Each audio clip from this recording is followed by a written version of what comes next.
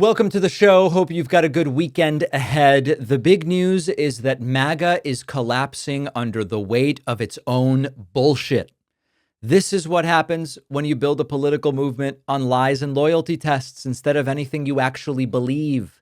Donald Trump never believed most of the stuff he ran on, not in any really meaningful way. He said he was anti-war because it polled well and it helped to distinguish him from some of his Republican counterparts in the primary way back in 2016.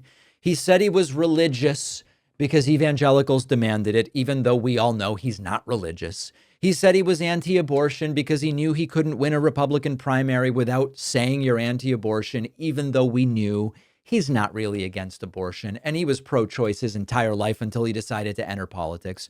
So none of it was real. It was all branding. And for a while, you got to hand it to the guy. It actually sort of worked. As long as Trump wasn't confronted with any of it, he could say whatever sounded good and then move on. But now the contradictions are starting to catch up with him, and it's happening very quickly. This week, it's really happening with the Iran war. Tulsi Gabbard, Trump's own director of national intelligence, goes public and says U.S. intelligence doesn't believe Iran is building a nuclear weapon or that they're close. It was a serious measured assessment that at least seems to comport to the facts as we currently know them. And Trump freaks out. Trump says during an interview, I don't care what Tulsi says. Iran's close to a nuclear weapon. He reportedly froze her out of a Camp David meeting and then is ramping up war talk on Truth Social, making it clear he doesn't give a damn what his director of national intelligence said. Iran's close to a nuclear weapon and he's getting the United States involved. He doesn't want the truth. He wants compliance. And then the people he picked won't play along, so he turns on them.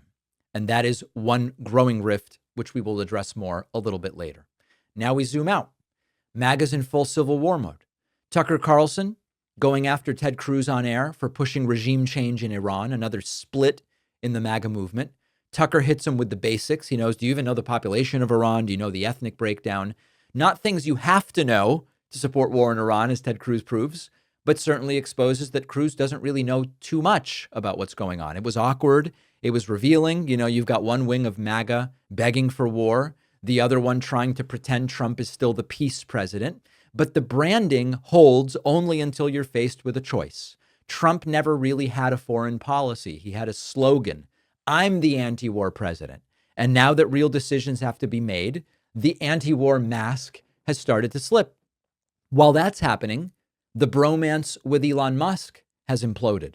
Musk used to be a MAGA darling, dumped $250 million into Trump's campaign, ran the completely fake, fabricated, do nothing good Department of Government Efficiency, backed Trump's agenda, at least in theory, but now they've had a blow up. He calls Trump's tax plan a disgusting abomination. He's hinting at launching a new party. He even retweeted something suggesting impeaching Trump, although he since has kind of taken it back and said, I went a little far with some of that stuff.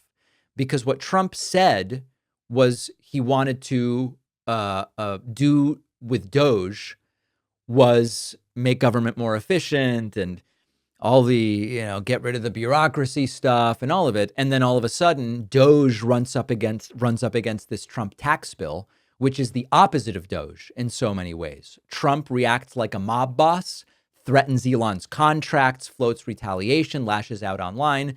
Markets see it, they melt down. Tesla stock drops, Trump's media company takes a hit.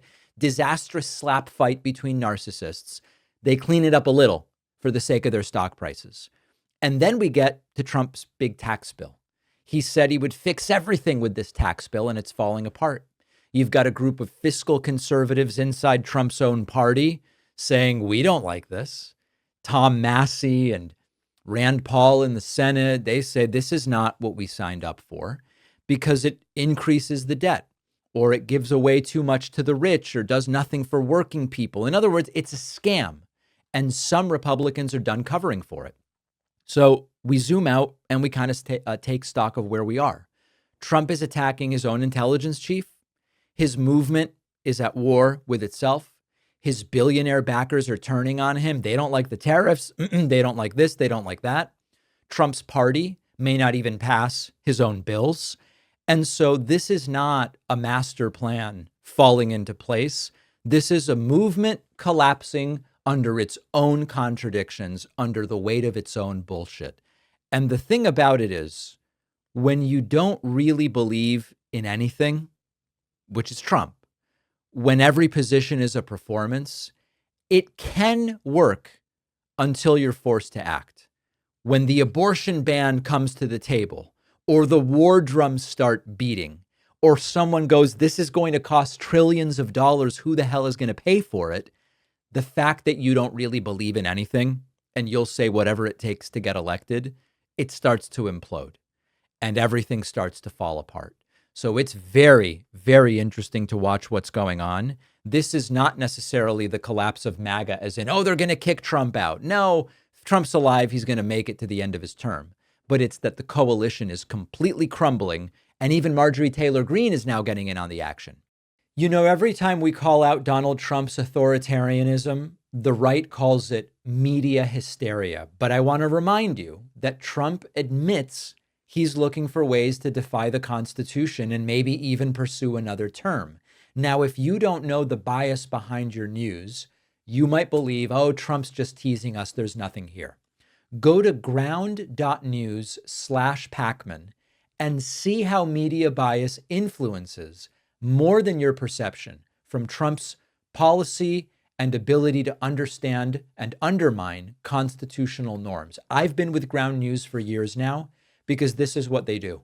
They expose the hidden agendas behind reporting sources and make it easy to compare coverage and understand critical issues. Even better, if I'm reading a story on another site, the Ground News browser extension will flag the source's political bias and give me other reports on the same story so I can verify the information.